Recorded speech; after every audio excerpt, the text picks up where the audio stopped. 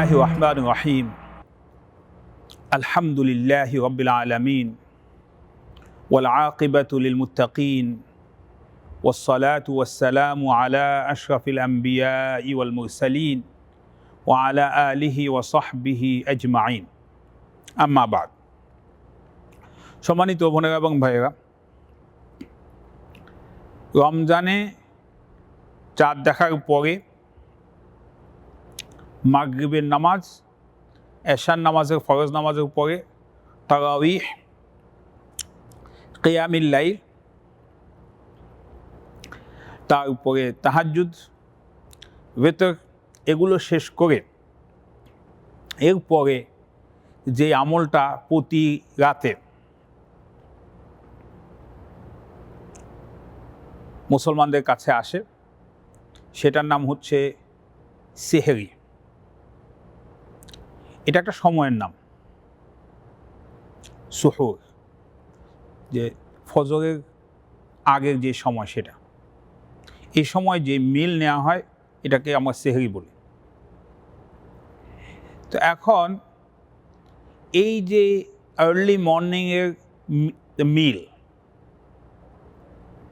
এই ব্যাপারে রাসূল সাল্লাল্লাহু আলাইহি ওয়াসাল্লাম বলেছেন, ইন্না ফিস সুহুরি বারাকা। কোনো সন্দেহ ছাড়া সেহরির মধ্যে বরকত আছে, সেহরির মধ্যে বরকত আছে। তো ফলে এই সেহরির জন্য আমাদের একটা আলাদা প্ল্যান থাকা উচিত। কিন্তু এই যে সেহরির প্ল্যান থাকা উচিত, এই কথা বললাম, এর মধ্যে অনেকগুলো ডাইমেনশন আছে। প্রথম ডাইমেনশন হচ্ছে সেহরির মধ্যে বরকত আছে, এই জন্য সেহরি খাওয়া, এই কনসেপ্টটা বেশিরভাগ লোকের মধ্যে অ্যাবসেন্ট থাকে। আমরা সেহরি খাই কিন্তু কী জন্য? যে দিনে মানে ক্ষুধায় কষ্ট পাবো, এই জন্য ভালো করে সেহরি খাই। আর রাসূলুল্লাহ সাল্লাল্লাহু আলাইহি ওয়াসাল্লাম বলেছেন, ইন্না ফিস সুহুরি বারাকা, যে সেহরির মধ্যে বরকত আছে, এই জন্য সেহরি খেতে বলেছেন। তাহলে আমরা কি শিখলাম? যে এখন থেকে যখন সেহরি খাবো, সেহরি প্ল্যান করব, বরকত জিনিসটা কি? সেটা হচ্ছে অল্প জিনিস, অল্প সামর্থ্য, স্বল্প কিন্তু রেজাল্ট অনেক, একের ভেতরে অনেক, এবং সেটা আমি আপনি আমার টাকা দিয়ে, আমার সামর্থ্য দিয়ে, আমার শক্তি দিয়ে সেটা অর্জন করতে পারবো না। সেটা স্পেশালি আল্লাহর পক্ষ থেকে আসবে। তার মানে হচ্ছে কি, সেহরি অল্প খাইলে, মানে যার যতটুকু খেতে হবে নেবেন আপনি, কিন্তু আপনি সেহরিটা খাবো আমরা দিনের বেলা কষ্ট না পাওয়ার জন্য না, সেটা বেনিফিট, অ্যাডেড বেনিফিট।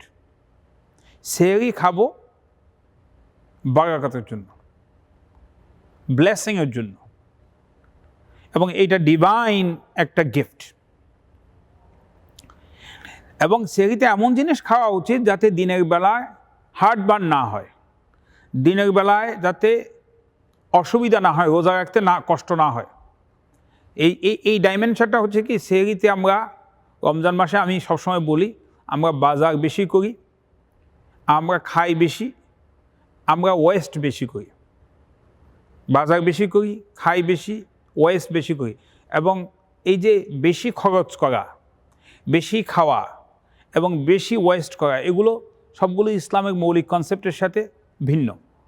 সো সম্মানিত ভাইয়েরা এবং বোনেরা,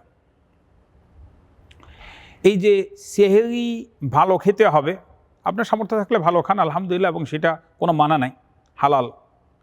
কিন্তু এই সেহরি ভালো খাওয়ার নামে মা বোনেরা রাত জেগে ইবাদত বন্দিকে স্যাক্রিফাইস করে তারা আমাদের জন্য ভালো খাওয়া, গরম ভাত, গরম কিছু সব রান্না করে রেডি করে।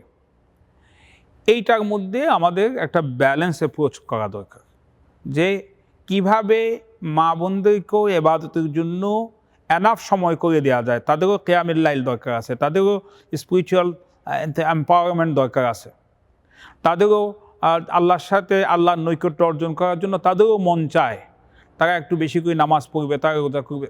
তারা ইফতারের সময় ইফতারের আগে রোজা রেখে তারা টায়ার্ড হয়, তখন এই পেঁয়াজু, চনা, বিভিন্ন ধরনের শরবত, বিভিন্ন ধরনের জিনিসপত্র এটা বানাইতে বানাইতে তারা ক্লান্ত হন। আবার রাতের খাওয়া, আবার সেহরির খাওয়া, তো ওই জায়গায় একটা ব্যালেন্স অ্যাপ্রোচ রাখা দরকার। আবার অনেকে আছে সেহরি খাইয়ে চান না, তাদের জন্য এটা দরকার যে বরকতের জন্য হলে এক গ্লাস পানি হলেও খাবেন, একটা খেজুর হলেও খাবেন। কিন্তু কোনো কারণে আপনার ক্লান্তির কারণে, ঘুমের কারণে, কোনো কারণে যদি আপনি সেহরি না খান, সেহরি না খাওয়ার সাথে রোজার ভ্যালিডিটি ইনভ্যালিডিটি কোনো সম্পর্ক নাই। সেহরি না খেলেও রোজা হয়ে যাবে। সেহরি না খেলেও, এমন অনেক সময় হয় সেহরি খাওয়ার ইচ্ছা ছিল, প্ল্যান ছিল আপনি, কিন্তু ঘুম থেকে উঠতে পারেননি, এটা হয়। তখন বলে আমি সেহরি তো আসলে খাইতে পারি না, রোজা হবে কিনা। সেহরি না খাইলে রোজা হয়ে যাবে, কিন্তু সেহরি খাইতে হবে বরকতের জন্য।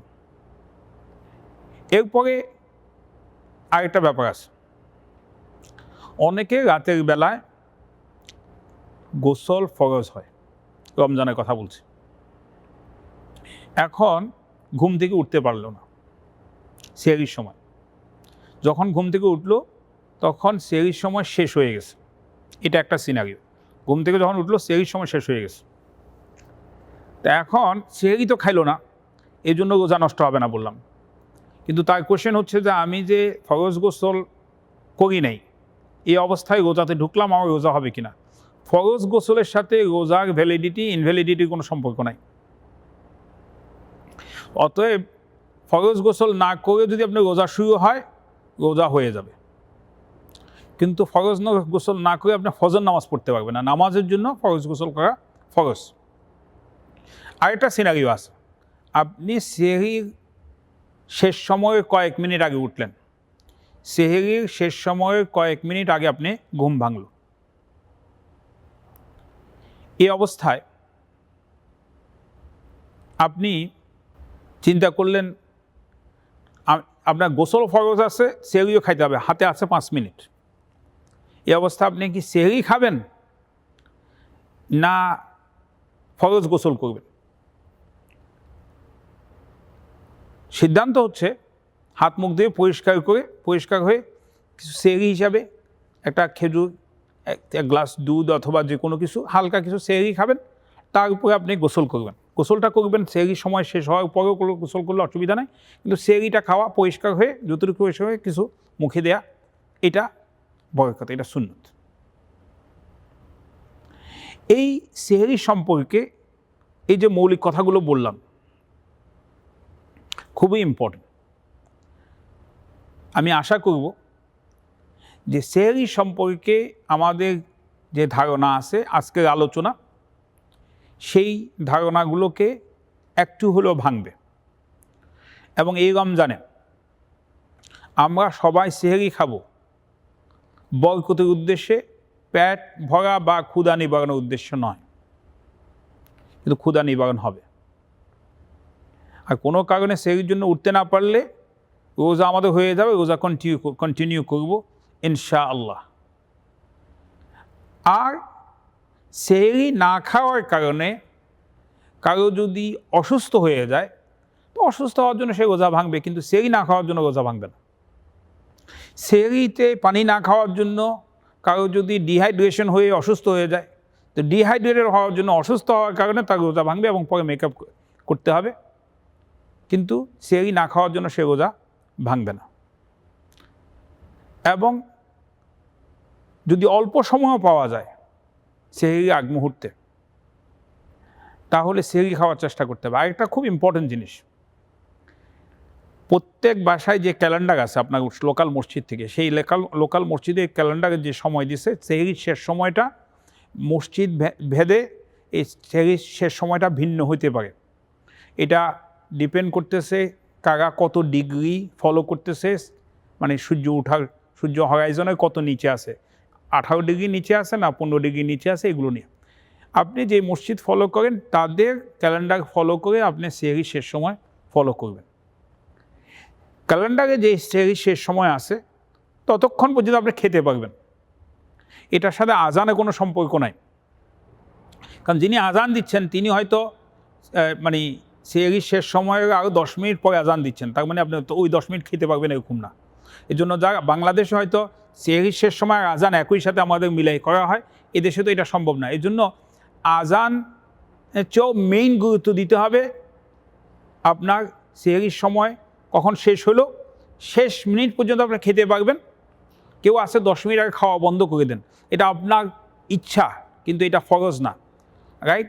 আপনি যদি সেহরির 10 মিনিট আগে খাওয়া বন্ধ করে দেন, কিন্তু আপনার হঠাৎ করে শেষ মুহূর্তে এখনও সময় আছে 1 মিনিট, আপনার একটু পানি খাওয়ার দরকার হচ্ছে, অ্যাজ লং অ্যাজ এটা সেহরির টাইম এখনও আছে, ফজর বিগিন হয় নাই। যখন সেহরির সময় শেষ হবে ফজর সেখানে বিগিন হওয়ার কথা।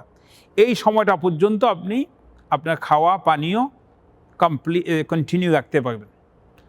এই মৌলিক কথাগুলো সেহরি সম্পর্কে বিভিন্ন প্রেক্ষিত দিয়ে এই মৌলিক কথাগুলো বলে আজকের আলোচনা এখানে শেষ করছি। ওমা তৌফিক ইল্লা বিল্লাহ। আসসালামু আলাইকুম ওয়া রাহমাতুল্লাহি ওয়া বারাকাতুহু।